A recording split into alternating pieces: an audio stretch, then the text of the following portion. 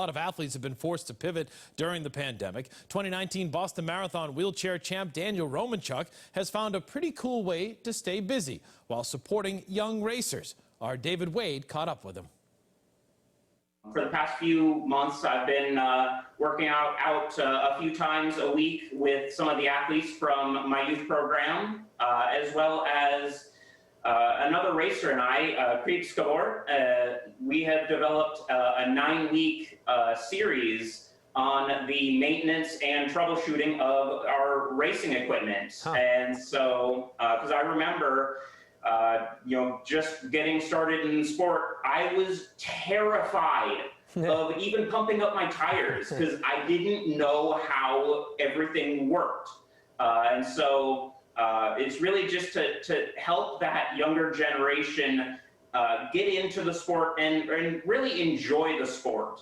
That's interesting because it's obvious that you can provide motivation to other young people in the sport. But I find it interesting that you really wanted to sort of get into the nitty-gritty and let them know how you take care of the chair and how you do all the little things that might give you an advantage.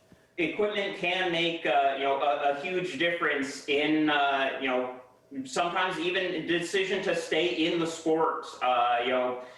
I've seen racers that are just it's really just they don't have equipment that fits or has been maintained well, and they just get frustrated. They don't know how to fix anything, and so yeah, it's really to just help everyone.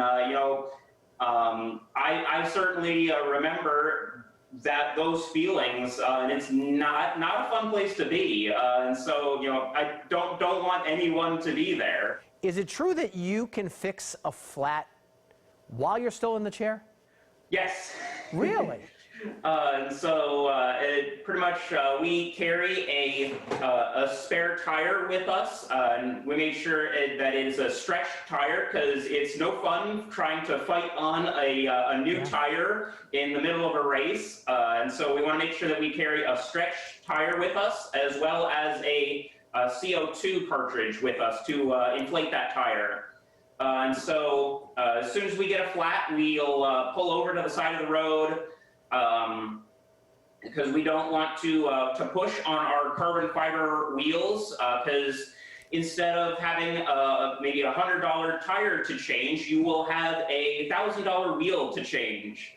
And so, because if we roll on it, we can damage the wheels. And so we want to make sure to get off as soon as possible.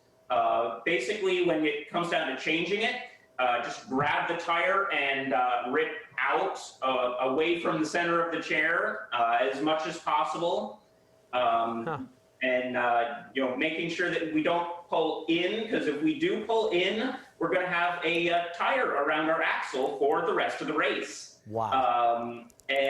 So rip that old tire off, try and slip the new one on as fast as we can, and then make sure that we don't, or making sure that we're very careful when we're using the CO2, because we usually only have one of those, and it's not very fun. No, it doesn't sitting sound on the fun. side of the road waiting for the sweet vehicle to come and pick us up. So you're 22 years old. You are still very much a young person, and yet you are now sort of someone that people look up to, people who are trying to get into this sport. What does it feel like for you to be so young and to be so important in the lives of others?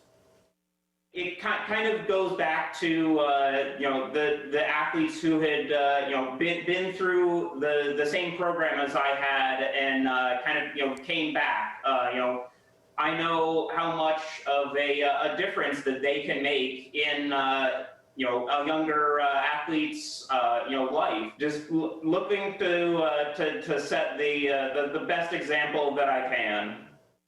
22-year-old and so much success. You gotta love to see that.